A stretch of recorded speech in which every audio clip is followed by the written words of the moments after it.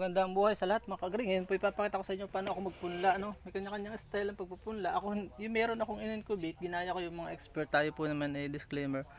Baguhan pa lang dito sa paggumamela, paggugumbilya. Ito po, manguha ka lang ng kaya mong ipunla.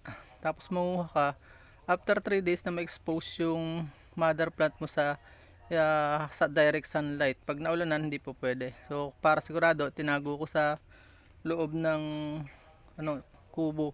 At yan, maganda, nalaglag na yung dahon. Less na yung stress niya. At stress na siya.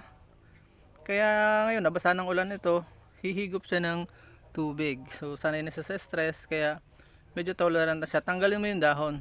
And then, ito, depende sa media mo. Ito ay pinagsama-sama ko na yung lahat ng technique ng mga expert. May kokopit, may buhangin, at may soil, may ano tag dito, ipa. Naulanan, kaya ganyan. Ito kaya, akin ang hahalo-haluin. Tapos kung mahalo-halo yan, total didiligan din naman yan. Hindi ko na didiligan to. Ang open lang yung akin gagawin dito sa technique na ito. Hindi ko na siya incubate yung kinukulob. Kasi nga kung titingnan mo, lugi ka pa sa pagod. Minsan may namamatay din. Itong 21 jewel, kung ikaw ay baguhan katulad ko, pumili ka lang nitong 21 jewel. Bakit 21 jewel? Hindi sensitive po ang 21 jewel, plus mataas ang value niya dahil nagagamit po siyang bonsai. Maganda siyang bonsai fruit stock. No, yan, 'di ba? Hindi ka na magdidilig pa.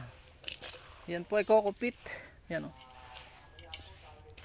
Yung iba kanya-kanyang paraan, hiyang do sa kokopit, hiyang sa ito yung ipanggilingan. Ay, ang ginawa ko po ay pinagsama-sama ko. Yan. Para wala na reklamo. Tapos may sample na rin ako ng native. Mag-sample kayo ng native lang. Tusok-tusok nyo lang. Mapapansin nyo, nabubuhay talaga. Lagyan nyo lang sa lilum. Huwag nyo idadirect sa sunlight. Merong may sunlight sa umaga. Tapos sa patanghali na ililum na. Yun po yung sekreto ng pagpupunla ng bugambilya. Tapos wag nyo agad, kung nag-expose po kayo, kung nag-incubate kayo, wag nyo agad expose sa direct sunlight. Utay-utay po yung ginugupit. 2 weeks, gupit ng kalahati. Another 2 weeks, gupit. Another 1 week, expose na. At least average ng 1 month to 2 months. Yan, kita nyo, wala nang tubig. Hinigop na nung kokopit. Yan, okay na. At tayo giminip. Ito po ang gamitin nyo lang, Didos. Ito 2x6 ito. 2.5x6 by 5 wari ito, by 5, 2.5 by 5. Yan. Sakto lang yung size niya. Huwag kayong gagamit ng malalaki. Ang sekreto po ng bougainvillea, gusto niya yung i-stress siya ng sakto lang.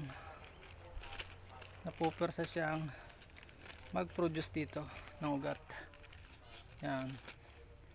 Ito, kahit hindi mo diligin ng ilang araw kasi basa siya. Ayaw niyang bougainvillea ng dinidilig palagi. Yan. Kaya sila natin vlog pero sagana na po sa tips. Tusok natin. Ano. Tingnan nyo ang tigas ng bougainvillea 21 jewel. Sa iba yun ay na yun. Nababalata na. So ganyan lang po kasimple mga kabugis, mga ka-agri, ang pagpupunla. Tapos lagay mo sa yung fix ang lugar. Hindi siya may stress, dapat di siya magagalaw ng mga manok para makakatiyak po tayong hapon nyo po ito gagawin. Hapon, mas maganda po ang hapon kasi ang stress maghapon. So kung sa gabi, less stress yung halaman, naka relax siya ng magdamag dahil malamig po sa gabi. Yun ang sekreto po noon, logic. Kaya dapat gabi, may oras pa palang nalalaman ito na may mga personal ko pong payo batay do sa mga ibang halaman na ganun din naman yan, hindi naman naglalalayo. Yan o, patutunayan natin nga kung hindi nga sensitive itong 21 jewel. Grabe, nabibenta po yan ng 30,000, 60,000 dito sa amin, yung mga nagagrap ng multi-graph 7 variety, 5 in 1 ganun. Kita nyo nang lalaglag na yung dahon.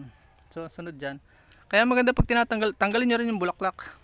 Pag natanggal yung bulaklak, may stress yan. Pupersa po yung mag-produce ng stem ng mga dahon. Yun. Maganda po yung kasagsagan ng bulaklak, yung halos nagmamatured na yung bulaklak. Yun ay nag-iipon na ng nutrient para mag-produce ng panibagong talbos.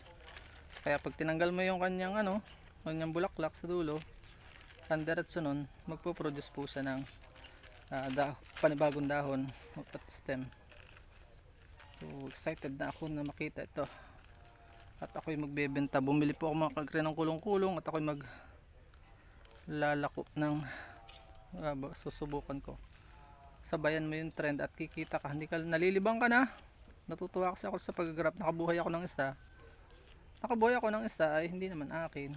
So yun, exciting na yung sarili kong graph. Naantay ko na lang po yung mga nanood. Salamat. Yung mga hindi nanood ay panoorin nyo nang kayo po yung matuto. Hindi man tayo expert pa dito, babago po tayong venture ngayon 2026. Hopefully may natututunan kayo sa Mixin natin vlog. Hindi ko pa kakahabaan, ganito lang, nakapagtatlo na tayo ng sample, pauli-uli lang naman yan, ganyan lang. Medyo dikdikin mo lang ng konti lang, huwag masyado. Yung iba naglalagay pa ng carbonized rice hull, may nagpayo sa akin huwag daw at inaamag.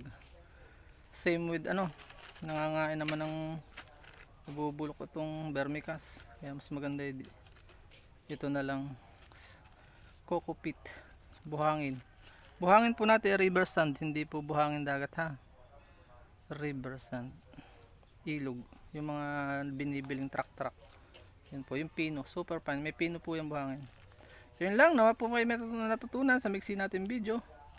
Paalam muna sa ngayon. Lagi natin tatanda, kapag marami kang alam, hindi ka mapapag-iwanan. Please support all Filipino vloggers. Pakita natin sa budol kakaisan lahing Pilipino. Paalam muna po sa ngayon. God bless po sa lahat.